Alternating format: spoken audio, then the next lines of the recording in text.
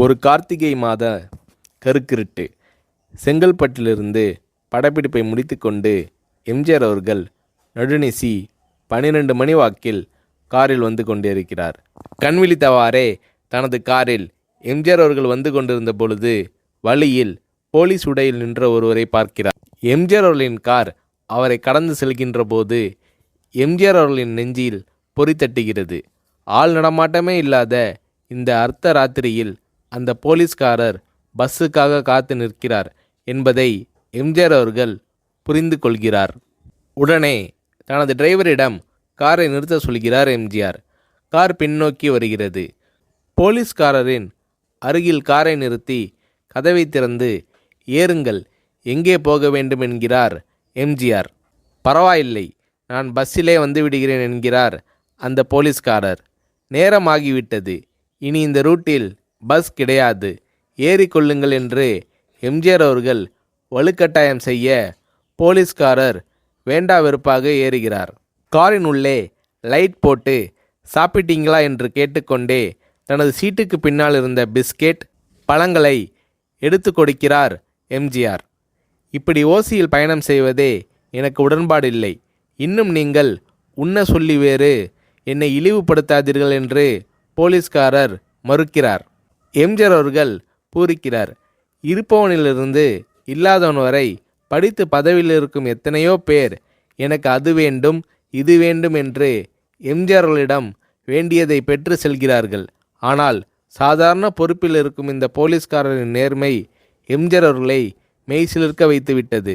எம்ஜிஆர் அவர்களின் கார் கத தூரத்தில் வந்து கொண்டிருந்தாலும் காரின் நிறத்தையும் ஒளியையும் மனம் கமலும் ஓடிக்கான் வாசனையையும் வைத்து இது எம்ஜிஆர் அவர்களின் கார் என்றும் கார் சென்ற தடத்தை தொட்டு வணங்குகின்ற அளவுக்கு புகழுடன் திகழ்ந்த நேரம் அது.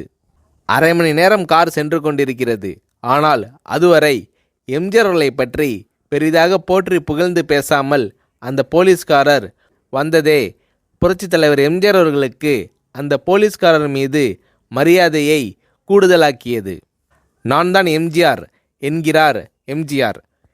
கேள்விப்பட்டிருக்கிறேன் என்கிறார் அந்த போலீஸ்காரர்.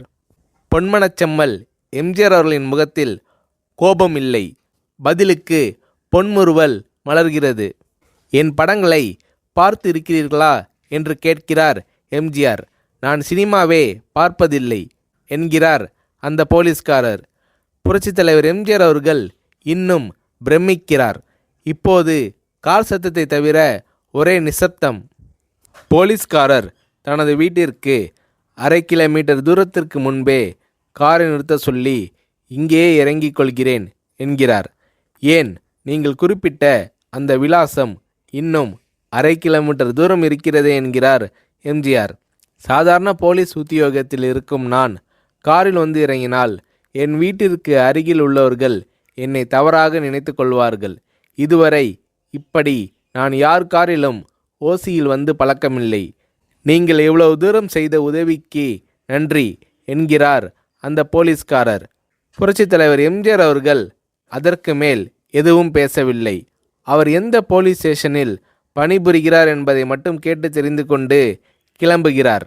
அடுத்த நாள் செங்கல்பட்டு போலீஸ் ஸ்டேஷனுக்கு ஃபோன் செய்து நான் எம்ஜிஆர் பேசுகிறேன் என்கிறார் எம்ஜிஆர்.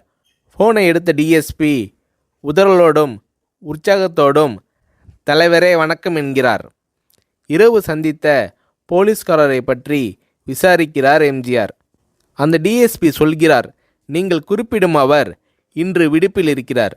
அவர் கையூட்டு வாங்காதவர், கடமை தவறாதவர், காவல்துறையின் நேர்மைக்கு இவரே இலக்கணம்.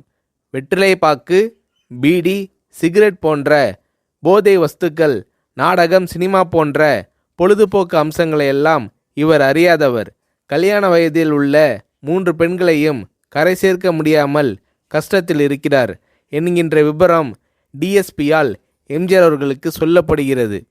அவரை நாளை என் தோட்டத்திற்கு வர சொல்லுங்கள் என்கிறார் எம்ஜிஆர். கேட்டுக்கொண்ட டிஎஸ்பி உங்களோடு ஃபோனில் ஆளுக்கு ஒரு வார்த்தை பேச இன்ஸ்பெக்டர், சப் இன்ஸ்பெக்டர் உட்பட எல்லோரும் ஆசைப்படுகிறார்கள். ஃபோனை அவர்களிடம் கொடுக்கலாமா என்கிறார். எம்ஜிஆர் அவர்கள் கொடுங்கள் என்கிறார். பேசுகிறார். அந்த போலீஸ் ஸ்டேஷனே புண்ணியம் பெற்றதாக மகிழ்ச்சி அடைகிறார்கள் அந்த போலீஸ்காரர்கள். மறுநாள் அந்த போலீஸ்காரர் ராமவரம் தோட்டத்திற்கு அழைத்து வரப்படுகிறார். அவரிடம் பேப்பரில் மடித்த பெரிய பணக்கட்டை கொடுத்து, இதை வைத்து உங்கள் பெண்களின் கல்யாணத்தை நடத்துங்கள் என்கிறார் எம்ஜிஆர். போலீஸ்காரர் மறுக்கிறார். நான் ஏதாவது உங்களிடம் காரியமாற்ற சொல்லி அதற்காக கொடுத்தால் அது தவறு. என்னால் ஆக வேண்டியது உங்களுக்கும், உங்களால் ஆக வேண்டியது எனக்கும் எதுவும் இல்லை. நான் உங்கள் கூட பிறந்த ஒரு சகோதரனாக நினைத்து கொடுக்கிறேன், பெற்றுக்கொள்ளுங்கள் என்று சொன்ன பிறகு கேட்டும் கூட கிள்ளி கொடுக்காத கனவான்கள் வாழும் இந்த உலகில் ரோட்டில் நின்றவனை அழைத்து சென்று அள்ளி கொடுத்த எம்ஜிஆர் அவர்களின் கருணையில் நெகிழ்ந்து போய் பெற்றுக்கொள்கிறார் அந்த போலீஸ்காரர். பிறகு ஒரு தேதியில் புரட்சித் தலைவர் எம்ஜிஆர் அவர்களே சென்று அந்த போலீஸ்காரரின் 3 பெண்களின் திருமணத்தையும் நடத்தி வைத்து வாழ்த்தி இருக்கிறார்.